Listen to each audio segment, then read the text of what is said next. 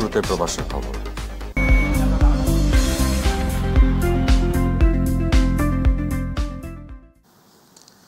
মালয়েশিয়ার কুয়ালালামপুরে বাংলাদেশ দূতাবাসের এক প্রেস বিজ্ঞপ্তিতে জানানো হয়েছে ২৮ বছরের যুবক মুজিবুর রহমান ভাগ্য পরিবর্তনের আশায় চাকরির জন্য মালয়েশিয়া আসেন, কিন্তু ভাগ্যের নির্মম পরিহাসে তিনি দুর্ঘটনায় পতিত হয়ে তার মস্তিষ্কে রক্তক্ষরণ হয় এবং তিনি প্রায় ৯ মাস ট্রমায় ছিলেন।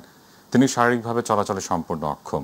পরিবারের একমাত্র উপার্জনক্ষম ব্যক্তির এমন পরিস্থিতিতে দিশেহারা হয়ে তার পরিবার তাকে দেশে পাঠানোর লক্ষ্যে বাংলাদেশ হাইকমিশনের সহযোগিতার জন্য আবেদন করেন।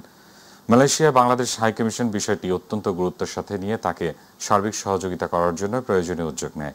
অবশেষে বাংলাদেশ সরকারের প্রবাসী কল্যাণ ও বৈদেশিক কর্মসংস্থান মন্ত্রণালয়ের আওতায় ওয়েজ আর্নার্স কল্যাণ বোর্ডের আর্থিক সহায়তায় এবং মালয়েশিয়া সহ সংশ্লিষ্ট মন্ত্রণালয়, দপ্তর, সংস্থা, হাসপাতাল, এয়ারলাইন্সের সাথে সমন্বয়ের মাধ্যমে মুজিবুর রহমানকে আজ তার পরিবারের কাছে ফেরত পাঠানো হয়েছে।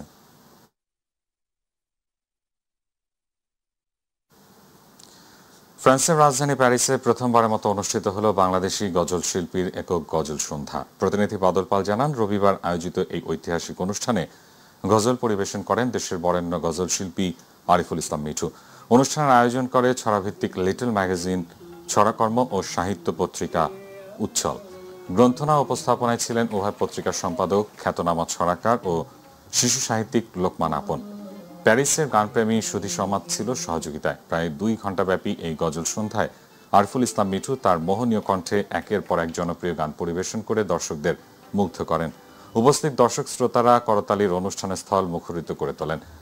তবলায় শিল্পীকে সহযোগিতা করেন অনুভব চ্যাটার্জি।